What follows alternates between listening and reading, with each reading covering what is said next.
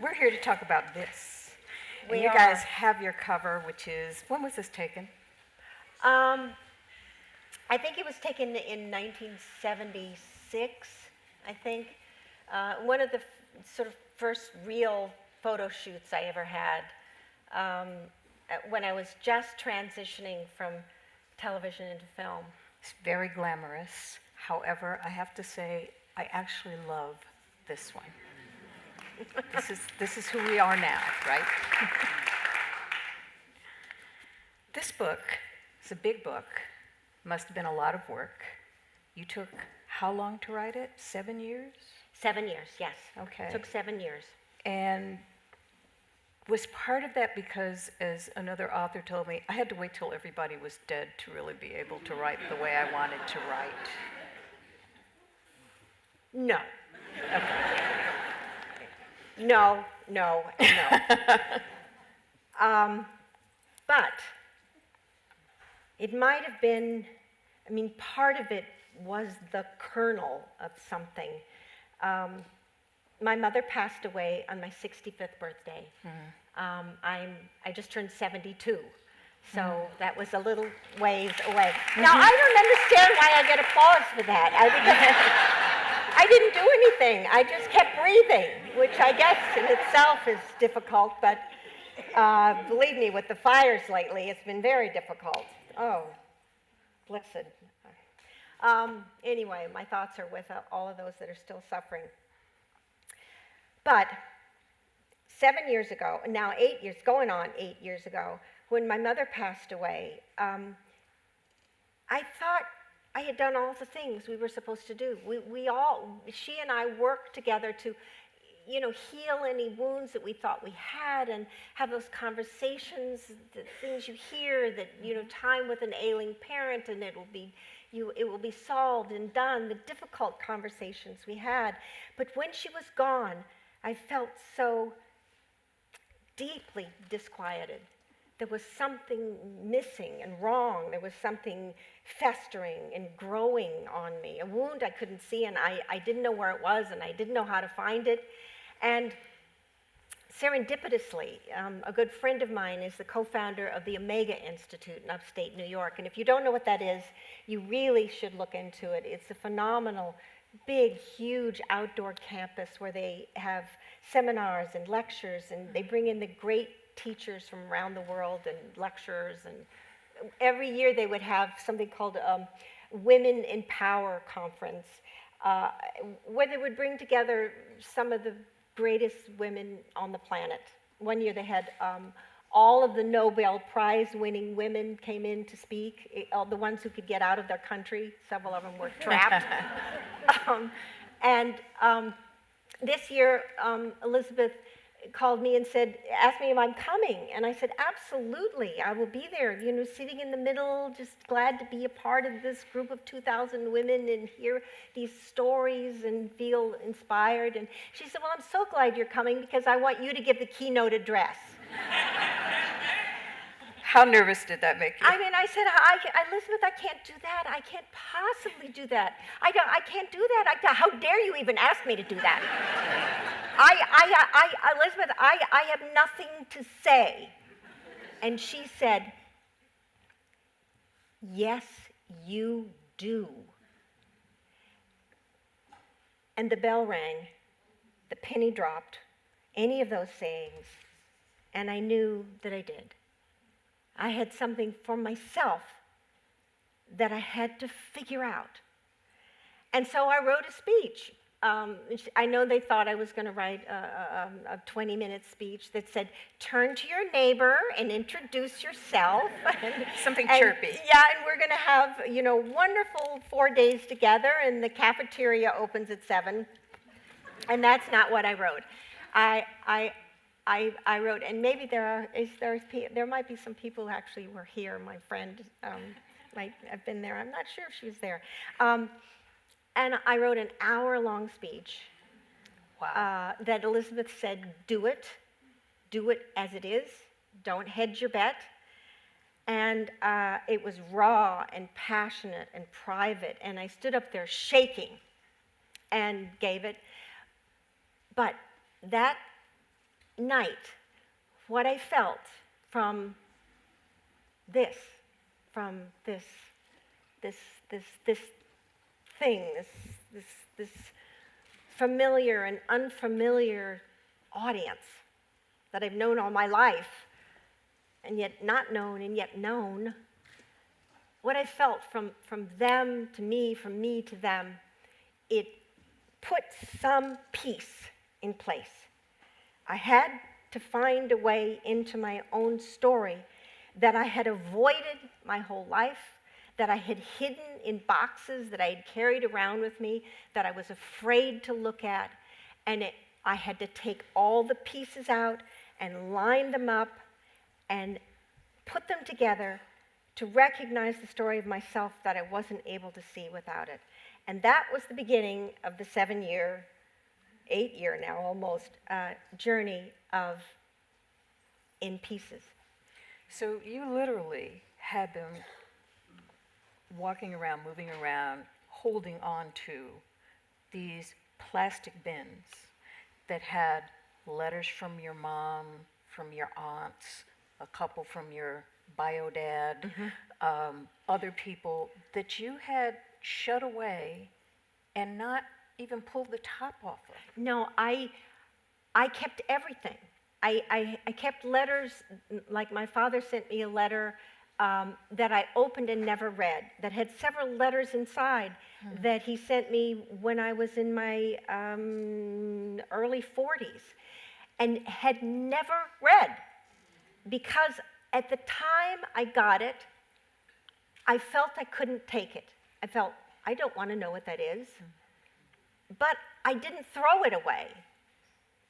But I didn't read it. You thought you might want to know at some point later. Some piece of me, some part of me that I couldn't talk to at the time, said, some explicit, just little signals that said, don't throw it out, don't throw it out. This is a piece of you, and one day you're going to want to know what it is.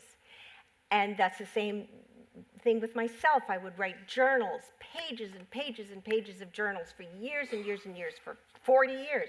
And of course, I never went back and looked at them. I never went back and examined where was I at a certain time and what happened. And only now, when I forced myself to try to learn a new craft, only in learning a new craft and taking that craft as seriously as I always taken acting, because it was in learning the craft of acting that I was forced to go and find pieces of myself that I didn't want to know.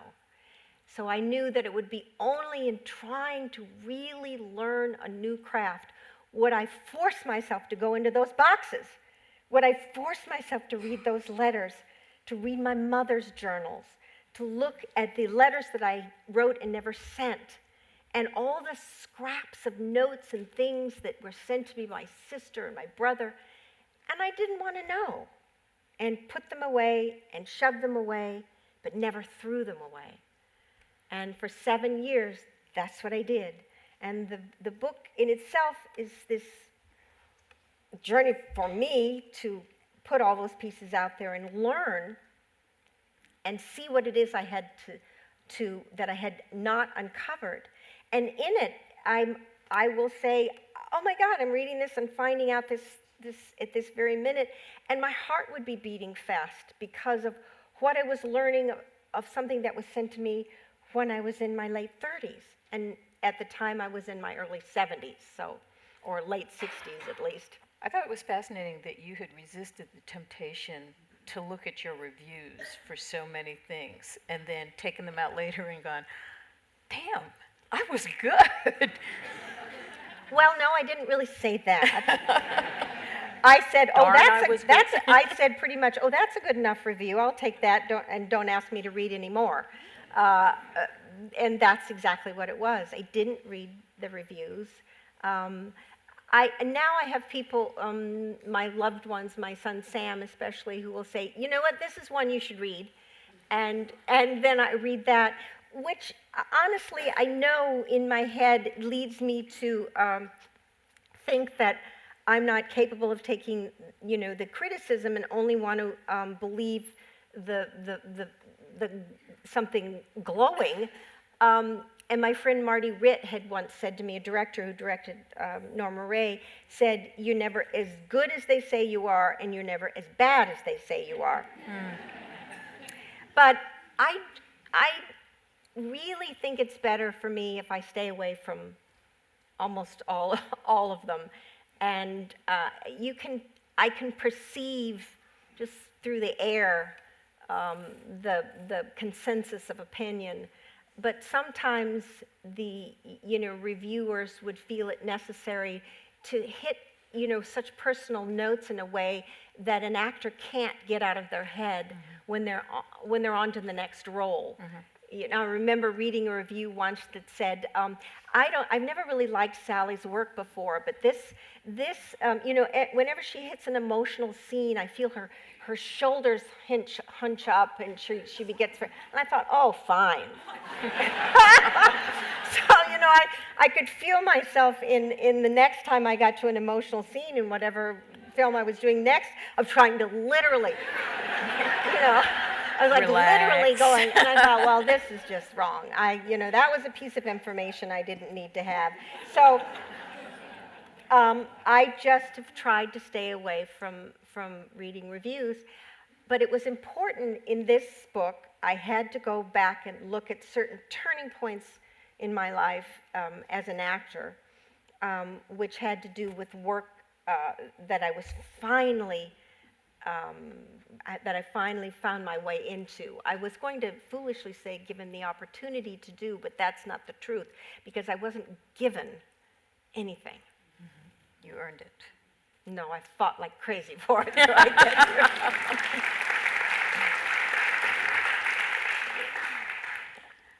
did. You're a California girl, born and raised, right? Yes. Pasadena, and then later on other parts of the Valley? Yes. Talk a little bit about how that shaped you growing up. I come from the East, and so we always saw Southern California as this really exotic place, the land of orange trees and fresh produce year-round. You guys didn't have to eat turnips in December if you didn't want to. That's not true. If you didn't want to. You had other alternatives, and so we were sort of fascinated in some ways. Where did you grow up? Connecticut. Where in this country at that time did you have to eat turnips, whether you wanted to or not? I don't understand. I mean, my grandmother made me eat turnips whether I wanted to or not, and I never liked turnips, so I get that. Raw turnips are much better in a kind of a dip. Take that under advisement. Okay. Talk about growing up here. Okay. Sort of how this helped to shape you. Whew. Where you grow up is hugely influential as to who you are as a human being. It's not only where, but when. I grew up I was born in the 40s, raised in the 50s in the San Fernando Valley. And then came of age in the 60s and entered into Hollywood. And so it would be hard to really say exactly what the orange trees did for me. They were very nice. And the walnut trees were really great, and it was wide open spaces. The freeways weren't there yet. There was no smog. Everything was pretty, pristine in that way. But I grew up in a working class show business family, and that really sort of overshadowed the orange trees altogether. Being in a working class show business family, you understand that most of the motion picture world or the entertainment world, whether it's in television or wherever, is not a luxurious life. It is really, really tough. I have such great respect for real working class actors who go from job to job to job to job, and they don't have a running role on a series, and yet they'll walk in and do a little role in this series and that series, and episodically.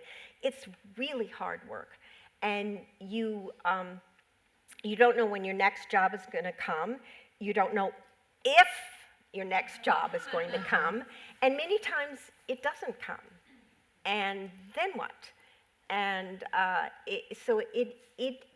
that environment really overshadows how lovely, honestly, the San Fernando Valley was in 1952 and 4 and 6 and 8. Because, and I imagine in the San Fernando Valley in 1952 and 4 and 6 and 8, there were a whole lot of people who were in working class show business families, whether they were actors or whether they were members of crews or in production. It's a really tough life. The rest of the world sees, I mean, this is my community. So you're probably, a lot of people here are in the entertainment industry, and you know that it's not everything it's cracked up to be, or everything that the rest of the world paints it as being so, luxurious and so glamorous, and really, I have been, a successful actor, and I've yet to find where the glamour begins. Where is that glamour? I don't know where it is, because I really is kind of a fairy tale. Mm-hmm. You grew up for a while surrounded by women. Mm-hmm. Your mom, your grandmother, your aunts. I'm wondering how that sort of fit into your own sense of yourself, because nobody at that point was relying on a man. They were having to raise you, having to run the household, support, do that sort of thing. Wow, I almost want to just grab the book and read a certain section, because, thank you so much. Just happen to have one here with just me. happen to have one. Because the first world I remember, the first life I remember, was that world of my grandmother, my grandmother's sister, and my great-grandmother. And I begin the book with that, and my mother, of course. And it was after my mother had left her marriage, and I was maybe 3, so, it was in the very late 40s. My father had just returned from war, and when my father returned from war, then shortly after that I was born, then my mother left my father and moved in with my grandmother. And I begin the book with my need to examine why I always felt there's some deep connection between all of those women and my whole life. Like some thread, like some handed down garment that I could never quite figure out why I felt so deeply connected to them. I was very different from them, and they had stories that were dramatic when we found them out. And yet I felt it was information, it was a kind of pattern that had gone from my great-grandmother to my grandmother to my mother to me. A pattern that we wore as a suit of clothes that none of us recognized we had on, and so none of us could take it off, and yet it constantly informed us. And I write about the feeling of being in that house. And so much of the book, to be able to write, I used the only craft I knew how to use, and that was acting. So I would use acting exercises that I had, thank God, learned at the Actors Studio under the tutelage of the brilliant Lee Strasberg. And so I put myself back in these places. And one of the places is in my grandmother's house, if I could find this exact spot. If you'll just bear with me and talk amongst yourselves, we'll we will find that spot. Okay, never mind. I'll try to paraphrase it. I'll try to paraphrase it if I can. Um, I remember this feeling of being with them and my older brother Ricky, but we were babies, and there was this murmur, this chatter of female voices from room to room. It was this rhythm, this softness of this rhythm. And there was a sewing machine in the corner that my grandmother had to work with her feet, with a pedal. And it worked with the rhythm of this pedal that my grandmother would be sewing. She had made, sometimes they had all made livings being seamstresses at various times. And my great-grandmother, Mimi, who was the beginning of it all in my head, would rock in this chair that chirped like a cricket.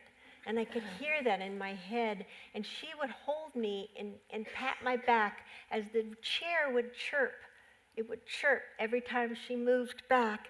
And my great-grandma and my great-aunt would be usually sitting at the end of the table cutting, either sewing, but sometimes cutting little rubber circles and putting them on the corns on her feet. Or soaking your feet in Epsom salts before that.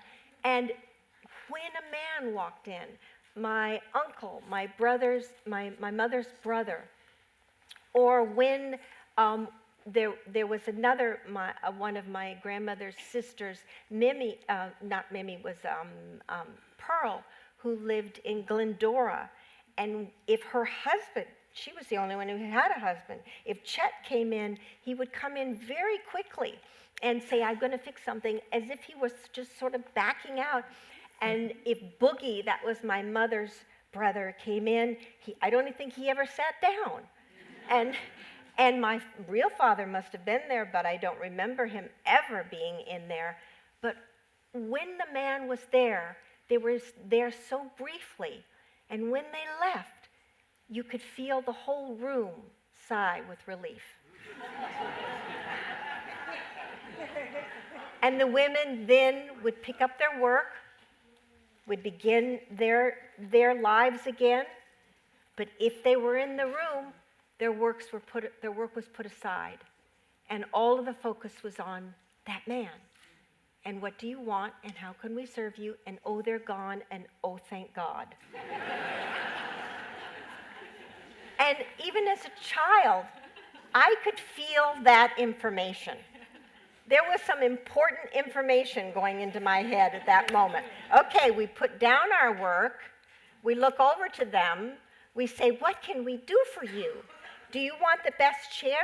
How about if I get up and give it to you? Oh, you don't want to stay? Oh, no, what a shame. Thank God they're gone. So this was the beginning of my introduction to this very odd species called men. And then shortly after that, very shortly after that, my stepfather walked in the room. And my stepfather was like dazzling. He was dazzling. He was a handsome man? He was, yeah.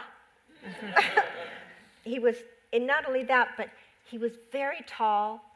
And I remember him, even though I was 4, but oh my God, I remember him walking in my grandmother's front door and ducking down as he entered. And all of a sudden, the whole living room that was my life seemed very small because he was so big. And I did mark this one spot, even though you haven't asked about it, but I seem to be just moving right along. I think we're moving towards that anyway. I put it in here because I didn't have a pocket. There it is. Okay, I have this one.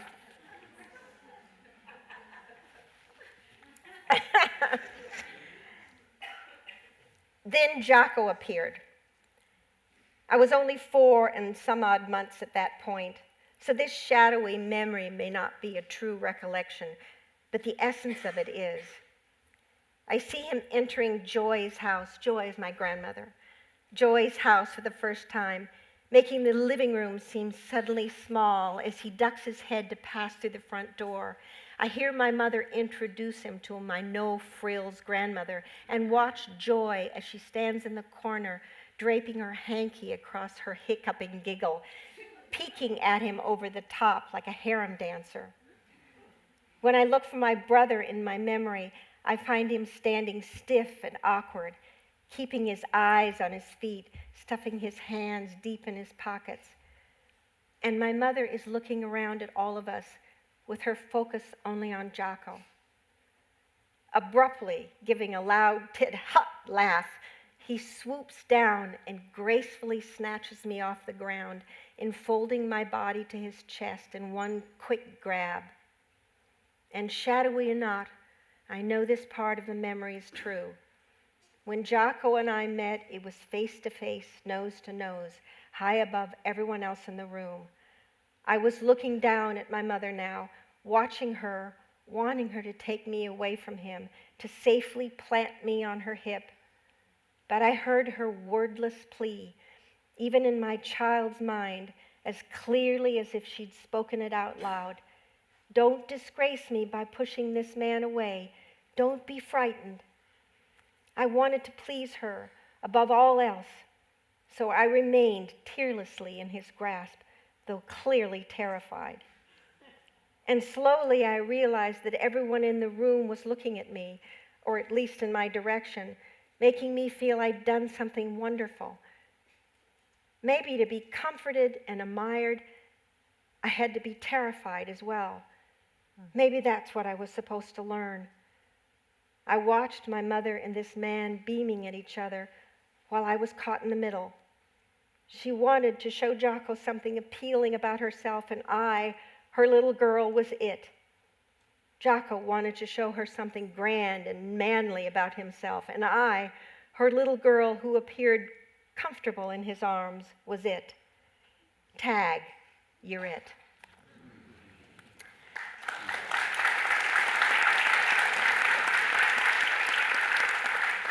What I got from reading that and other parts of the early part of your life was that early on you were sort of caught in what I called the prison of the good girl. You wanted to please. You wanted the people around you to be comfortable. And you, understandably, I mean, you were a child, sort of subsumed your needs and interests to make sure the adults around you were happy, or at least content. Part of that, doing that though, meant that you could be taken advantage of, which Jocko did eventually. Was it because you felt you had to, you were a good girl, you wanted to please him? What No. was it? And I think, you know, your definition of it isn't quite right. Okay. And what I tried to talk about is the real complications of child abuse. Mm-hmm. I loved my stepfather. I also tell the story of my real father that I visited all the time, who needed me there, but who completely ignored me. And it was terrifying to be ignored, to be a child in a room with an adult and have nobody else there, and I was completely ignored. And I didn't know how to amuse myself or what to do, and it felt, the kind of aloneness I felt in his presence was terrifying. My stepfather, on the other hand, didn't ignore me. I was very seen, but I was terrified. He was big and aggressive and physical.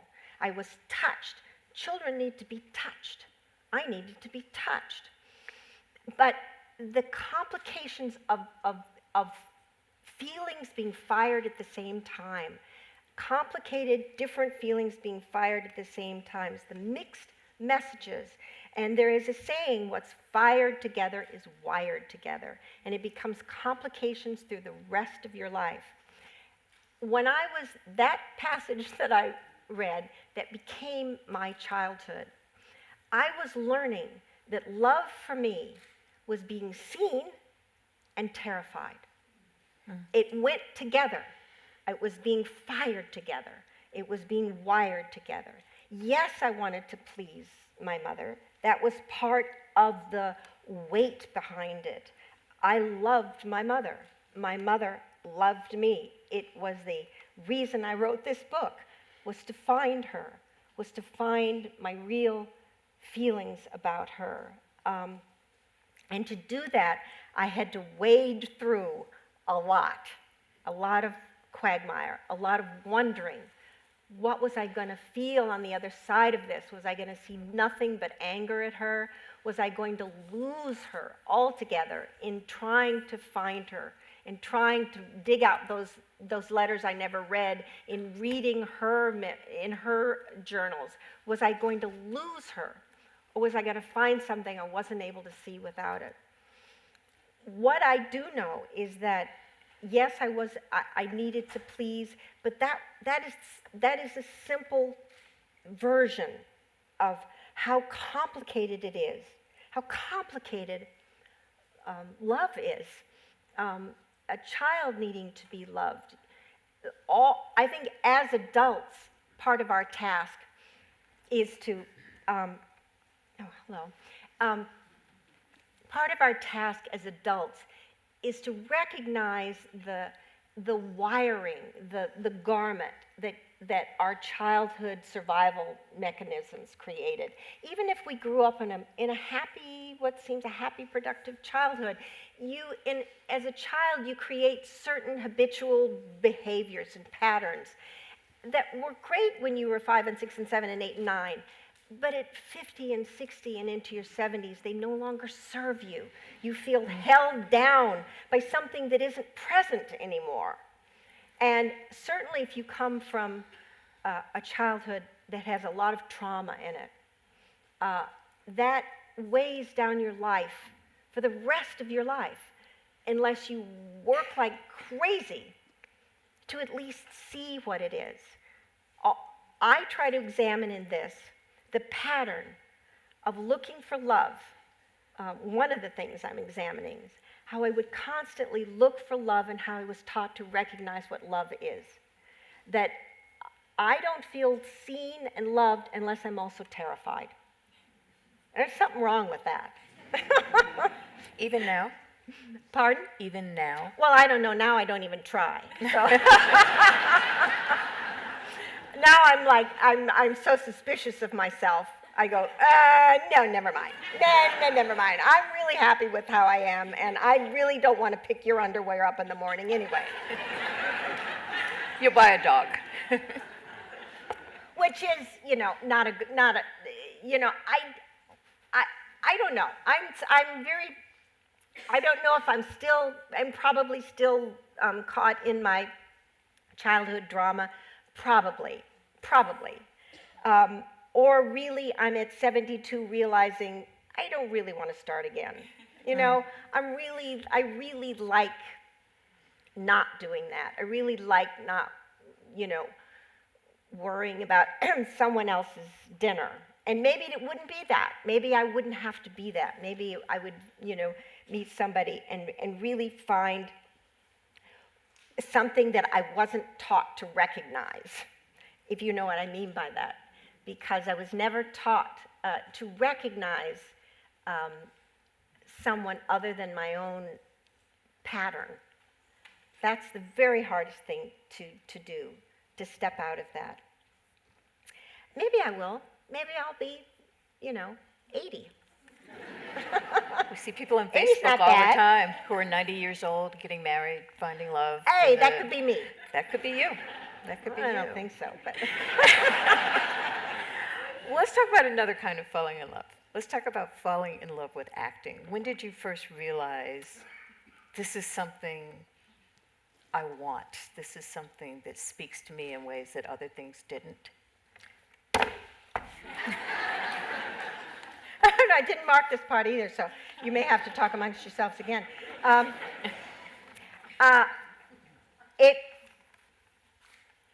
did have this troubled, kind of stressful. I mean, I would say to, finally at the end of the book, you'll see I finally did find a really great therapist to help me.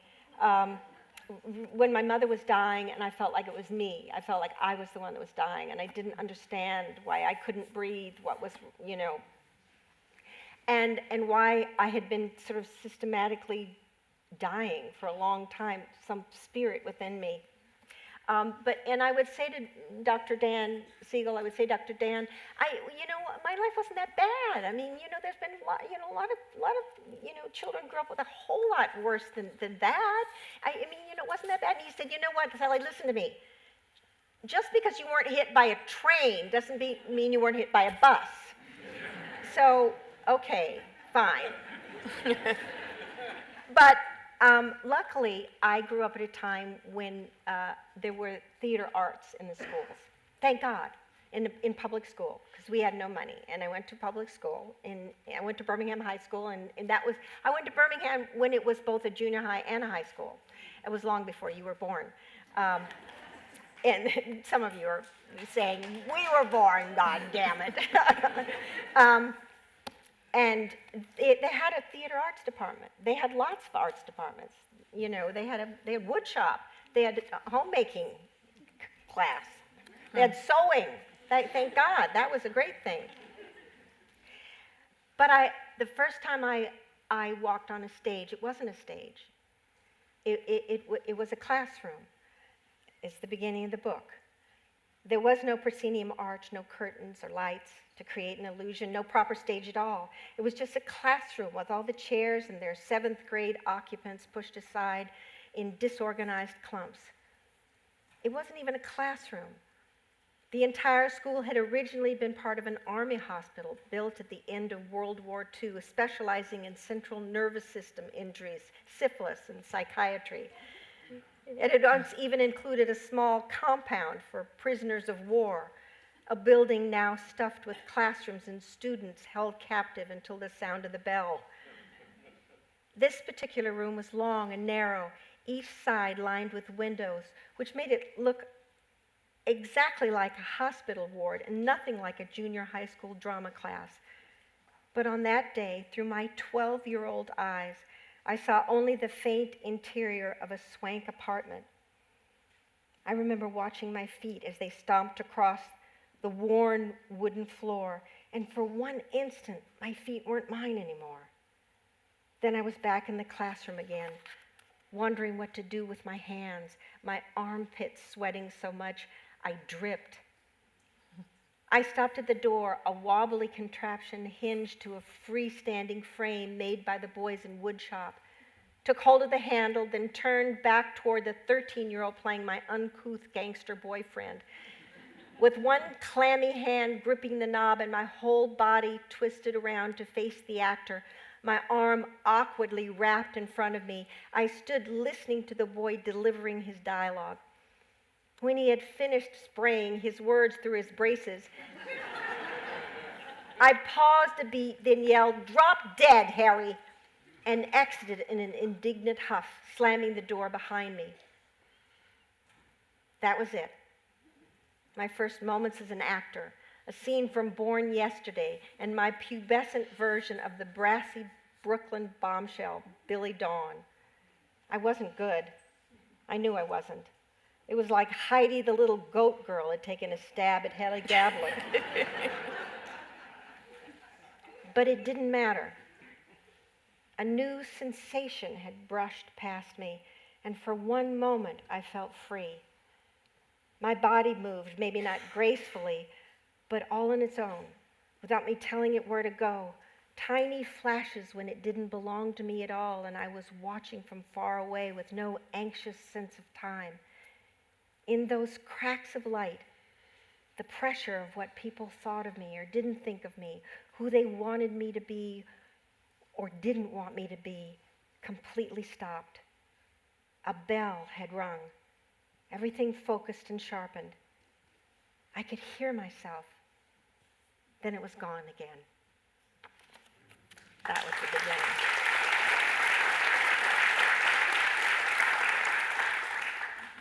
Does celebrity still scare you? Who? Celebrity. You wrote that when you first were Gidget, I guess, and you went in on a promotional tour and you met a bunch of teenagers and they just about clawed you apart and you thought, oh my God, I'm not a real person anymore, I'm a celebrity and I can never go back. Do you still feel that way? Well, to answer your question, I'd have to agree with exactly how you put that. And no, because I talk about that. Let me read that. No. I talk about this one. That's the timer to say that we have They're questions calling. coming up. Oh, that's just too Yeah. bad. I have to answer this. That was a very serious. There was this one moment in time. I'd always felt, and probably, you're a product of your DNA. You're a product of your environment. You're a product of the orange trees. You're a product of your parents. You're a product of your era. But I became very, very isolated because of, I think, what was going on at home. And it was so hard for me to make friends. I couldn't figure out how to do it. I was constantly sucked back into the drama going on in my own home. And so when I tried to first make friends with adolescent girls, I was frightened of them. And then I kind of made friends, and every time I was the one that got kicked out of the club. And there was a club. We had a name for it. And I would be the one. Let's kick her out. And so in some place, and maybe I was like, I was like forming my own destiny because I thought I would be kicked out or something. So when I finally became a celebrity, when this happened, I didn't even plan to be a celebrity. Lord knows it's not something you can plan. I got discovered off the street corner practically when I was 17 and just graduated from high school.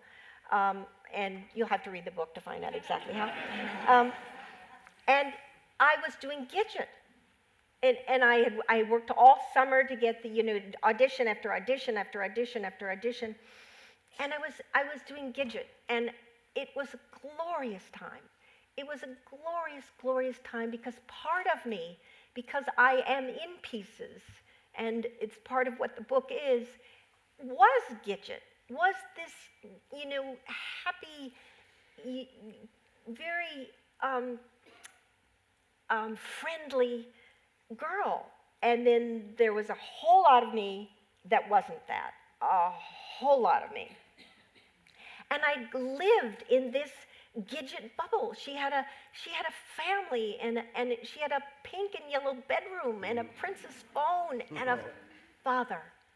She had a father, this father, Don Porter, and he was such a good father that she could ignore him, whereas he never ignored her. And every day, I never sat down. I just was, eating this up. And when I would go home back to my own life, that was like through the looking glass. The minute I got in there, my feet hurt, and it was a different world. I didn't recognize any of them. They were all changing. At the end of Gidget's first year, and it was only 1 year, I was asked to go on some press thing, and I didn't know enough to ask, why am I doing this exactly? Now I would say, why am I doing this exactly? I went to this press thing, and it was in San Francisco, and I was supposed to be hosting a fashion show for all of these high school girls. And it was a big auditorium full of high school girls, except they were just like me. They were like the girls I was sort of like maybe could have been friends with. And I remember standing up there, and they'd given me a script to read. Well, I talk about it very clearly in the book. I am a very bad reader. I have an issue with it. And they say, here, you're going to read this. Cold reading? Oh, my God. So I didn't read it. I just made it up. And when a young girl would come out, I would describe what she had on. I mean, it seemed pretty obvious. Well, she's got a pair of pants on, and she's looking really cute. Oh, I love that blouse. Ooh, And so the whole group became like my friends. And we were laughing and talking. I love that sweater. Take that sweater off. Let's see how it looks. Oh, I love it. And by the end of the show, And we stood there talking. In the end of the show, I was saying bye, and I didn't want to leave them. I was so alone. That's what I was. That's the word. I hadn't really no friends. I had my high school sweetheart, a man who later became my husband, but I had no girlfriends. And I wanted to stay and talk to him. And I had some weird idea that they were just people and friends. And they started coming on the stage, and I really hadn't signed autographs before. And someone would say, you know, come on the stage. And they were on the stage, they're coming on the stage, and will you sign this? Sure. And I was thinking, oh God, what'll I say? What's your name? Oh, I don't know you enough to say, I wish I knew you better. You know, and I'm trying to write things to Peter, you know. And finally, more are coming on stage, and then they're saying, sign my arm. And then they started asking for something that clearly I didn't have. Something turned there, and it felt all of a sudden ominous, and they started grabbing at my hair and pulling at me, and I felt, I started hiding myself, and the more that came on stage, the more evil it felt. Even though they were the same girls, it's just, they wanted something from me that I couldn't give them. And all of a sudden, I felt hoisted up in the air, like what the holy, and there was this huge big man. And I do believe, I may be wrong, but in my mind's eye, he had a sort of a brown, like a janitor suit on. I do believe he was a man of color, but I'm not really sure what, except I felt so, safe. And I'll never forget, I looked down at him, he hoisted me up in the air and he said, I've got you, Gidge. And he took me away from these girls that as I look back at them, they looked like birds. You know, they looked like, a Hitchcock film.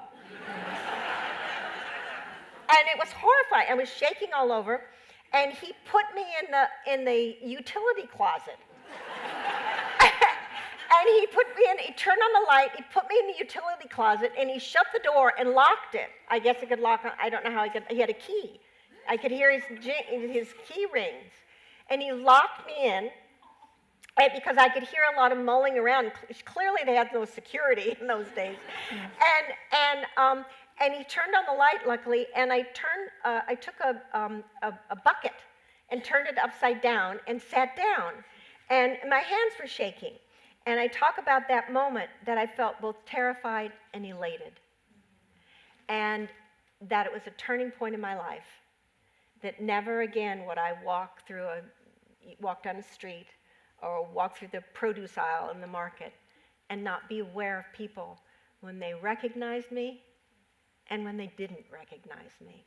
And either way, I was no longer a member of the club, the human club. I was a celebrity. And it wasn't that I was afraid of that. It's a realization that something huge had changed and that I would never go back again. And there was a loss in it, yes, and a gain in it. And so I was both terrified and elated. And certainly for the rest of my life, you deal with it. You figure out, okay, I'm not in that club, so what club am I in? So that's why I had to clarify it. You had begun the question by saying, am I still frightened of being a celebrity? So it's not the right term. Frightened, no. It's a mixed bag for sure. You're pretty badass. I can't imagine much frightens you. Pardon? You're pretty badass. I can't imagine much frightens you. Oh, hell, lots of things. Oh, lots and lots and lots of things. Oh my gosh, yes. We have some time that we've set aside for you guys to ask questions. There's somebody who has a mic who's going to be handling them around. And really quickly, while Ted gets to... Yeah, so just a quick reminder, questions around here, I like to say typically start with a W or an H. sometimes a D. They are generally short. We do not believe in two-part questions. No follow-ups. And only Karen gets to ask follow-up questions tonight. So here's our first question. It's a real pleasure to be in front of you. And I'm wondering what surprised you most in writing this book? What surprised me most in writing the book? That's a good question. Let me think. That I could do it. This whole journey, it's like I have a long answer to that, but I'll try. I think they wouldn't want me to talk for another 45 minutes. But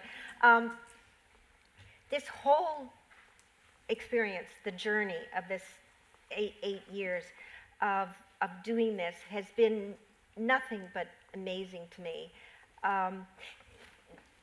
And for so many reasons, like I say, that I could do it, that I did do it, that it became my whole life, that it became my best friend, that once I really dug in, and I, if we had more time, I could tell you who actually gave me the key to dig in, and how that happened, so that I wasn't totally and completely and utterly alone.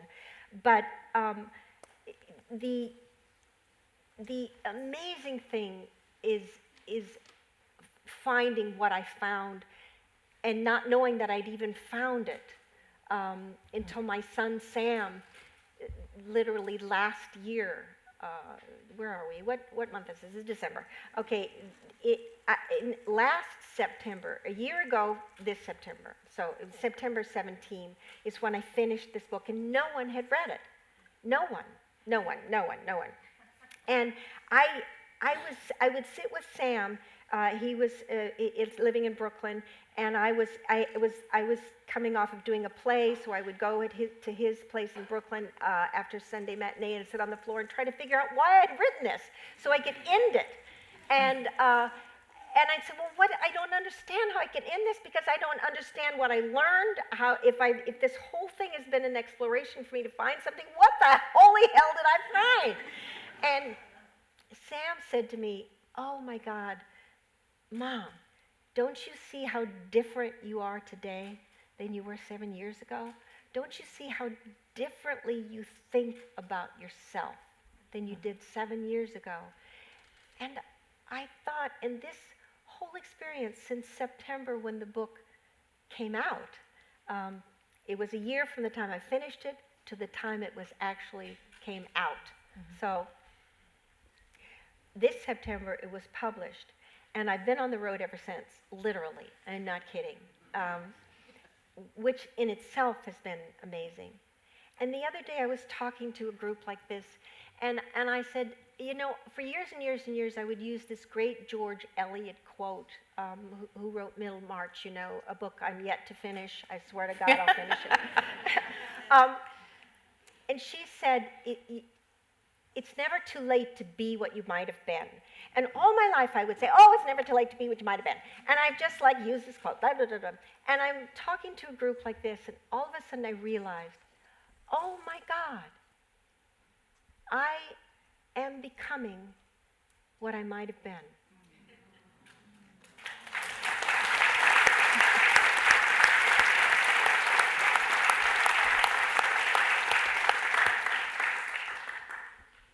Hey, Sally.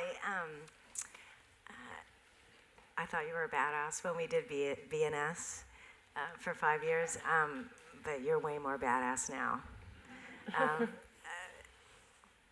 I'm wondering if now that you've kind of found this and who you are now, where you are now in your life, do you think that you're going to do any more performing? Do you think you want to direct, or do you kind of want to just enjoy?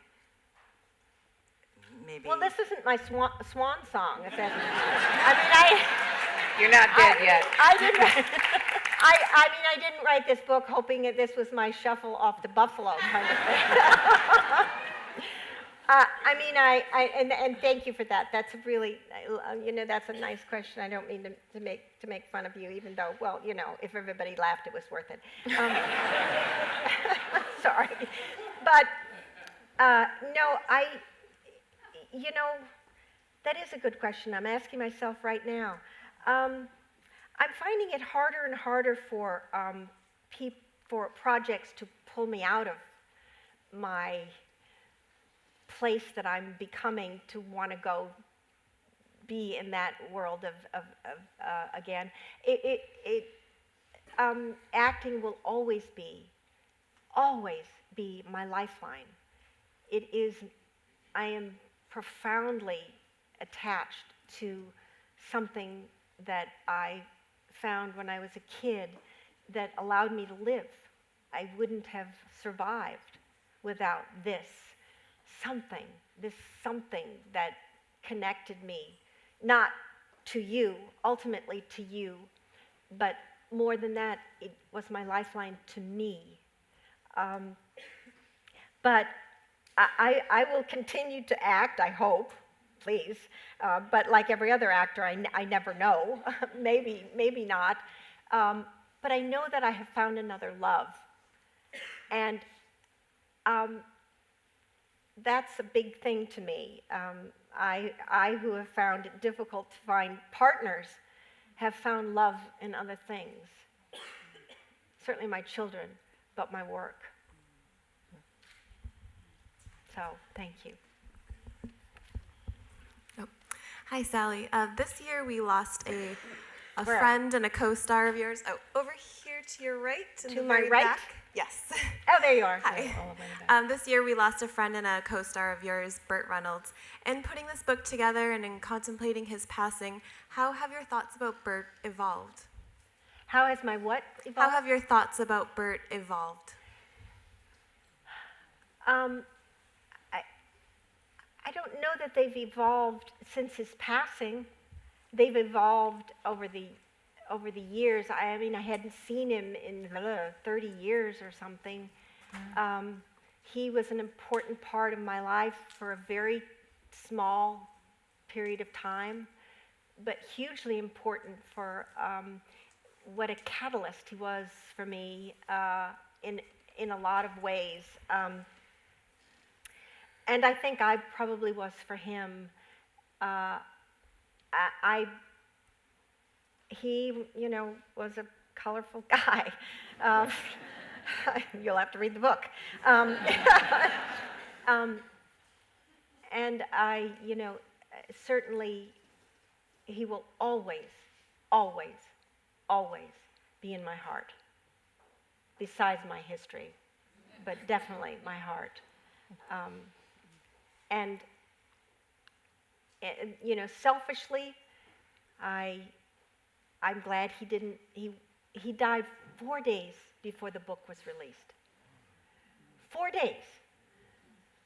It's like fate. Something was looking out for me or him or something. Both. Because he would not have, it would have hurt him. And I did not ever want to hurt him any more than I had already, if I had. But certainly not any more than the world had, the press. And they would have loved finding a way to talk to him. And he would have talked to them because he couldn't figure out that was not a way to communicate to people through the press, I mean, right now I'm not saying anything negative about the press. I think they're literally our saviors. So,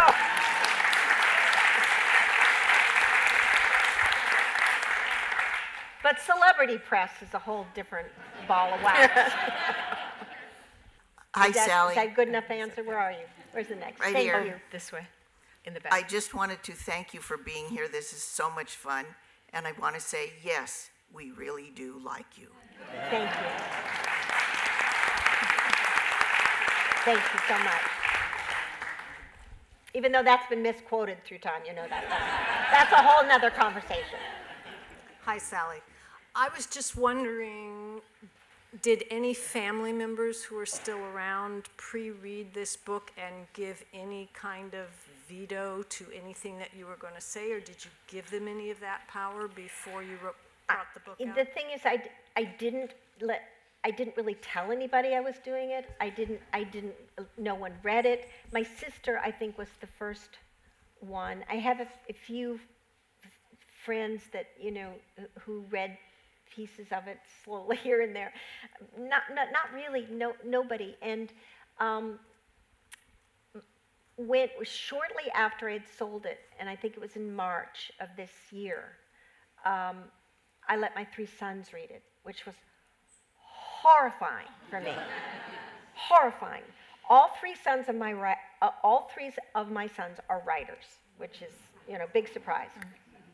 And I was just terrified of what they would feel, and they were extraordinary. I mean, they were so generous, and each one of them sort of responded differently. My middle son was very moved and generous, but worried a little bit about his real father. Was I too harsh on him? He was going to be hurt because he can't? And I worried about that too. And then certainly Sam had heard pieces of it. But what was so interesting is all 3 of them gave me notes. Notes? Where did I ask for notes? I thought you were my sons, and this was going to be like a moment, and all 3 of them gave me notes. But all of those notes were so smart and so right and so specific. I took all of the notes and used them and incorporated them into the book. And I think the interesting thing about it, though, for my sister, for my sons, the next ones are my granddaughters who are threatening to read it. How old are they? 20 and 18. Oh, they can.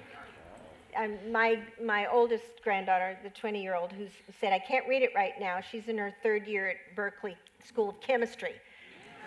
She says, I'm on midterms, Grammy. I can't read it right now. I said, well, I'll wait. Isabel, I'll wait for a while. But she said as soon as this semester's over with, she's going to read it. But the interesting thing for all of them, and certainly it'll be really interesting for my granddaughters, is it's kind of opened a new dialogue. It's changed something, and I can't really tell exactly what it is, but there's a new kind of dialogue between us. I will be curious to see where that goes and how it continues. But all my family now have read it, I think. And our final question for the evening. Hi, Sally. It's such an honor to hear you today. It's about a profound serendipity in terms of what you're talking about, as last night I was down the rabbit hole in my own writer's journey and reconciliation with my past when Norma Ray came on.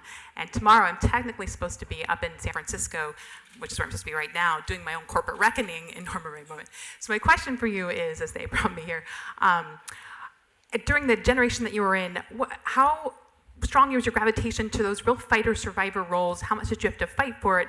And then secondly, I really want to ask, if you knew what you knew today about celebrity, would you have still gone down the path? You know what? I could barely, could you hear that? I could No, it was barely very hear any of the question. I'm sure it was fascinating, but Okay, I said, what was your pull and gravitation towards those fighter-survivor roles, and did you have to fight for them as an actress? And then I had asked if you would go down the same path as a celebrity if you knew what you knew today. would I go down the same path as celebrity if I become knew what I knew today? And why did those specific roles that I fought for were the roles that I fought for? Well, one of them was Sybil. I mean, really? Yeah, you would fight for that.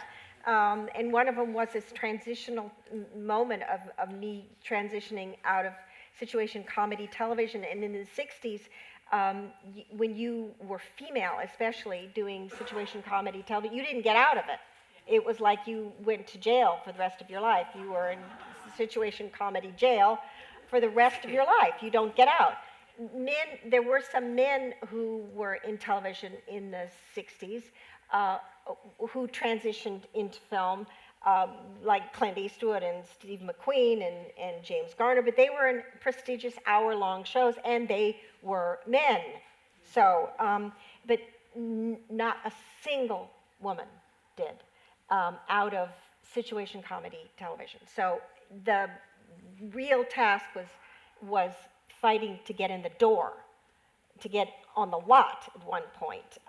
So when the first roles that I fought for were literally get me in the door, and let me audition. And by then I had studied enough, and I knew how to do the work, but more importantly, I knew how to audition. And that's something I had to learn. But would I do anything differently if I knew what celebrity, was? Then no. And besides, you can't have those questions, because I can't do that. That's not a question, because I can't possibly change that.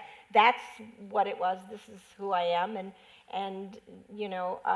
I can't.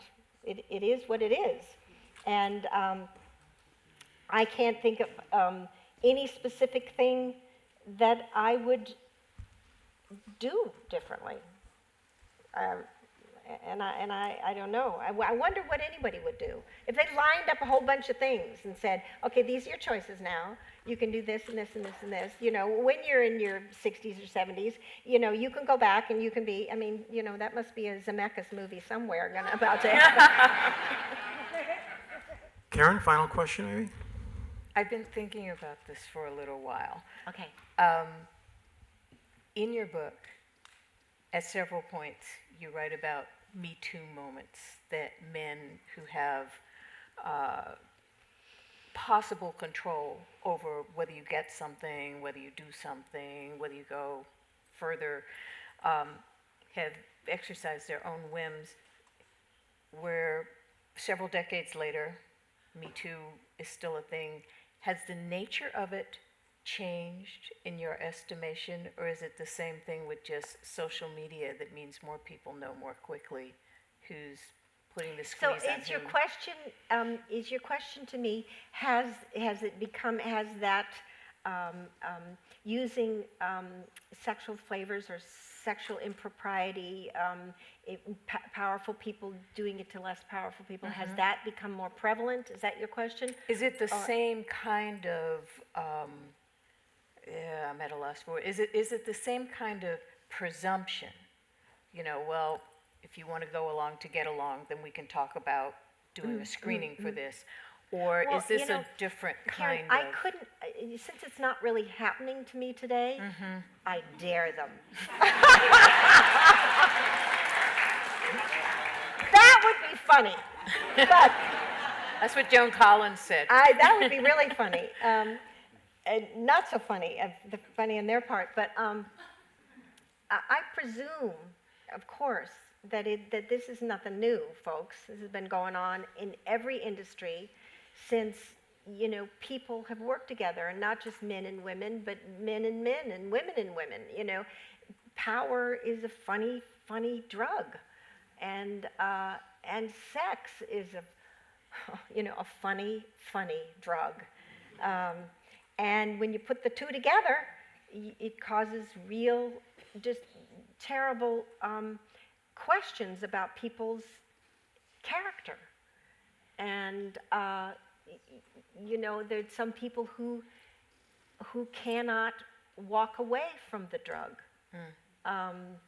And certainly there have been times even in my lifetime that this has been talked about, but never have I seen it so loud and really having ramifications. My hope is that there's something on the other side of it, that being loud and angry and adamant and rage is hugely important and has to be there. It has to be heard. It has to be loud. You have to be angry. You have to rage. But there has to be something on the other side of it that offers society a way to change. Certainly we need to change. As I get older, I get suspect as to whether we ever will. But it is in how we parent. It's in how we raise our little girls and boys to think about themselves, probably. How do they value themselves? What is character? And, when you're all alone by yourself, drooling in the cup on the porch, at the end of it all, do you really want to look back on yourself and say, that's who I was? I don't think so. I don't think that's how you want. Ultimately, what we have is just this, is just aloneness. And that sounds terrible, but it's really glorious. Because if you are all together inside yourself, owning yourself, and all of the pieces are put together, you keep great company with yourself. You are not alone in your aloneness. You are together with yourself. And to look back and to have wished you could have acted in a more decent fashion towards those who were less powerful than you, or towards those who needed something and felt vulnerable, to look back on it and say, God, why did I? That would be really crappy. So it really has to do with how we teach our children what's really of value in life, how we feel about ourselves, how we feel about each other, and men and women, and really sexuality. What is sexuality? What is it?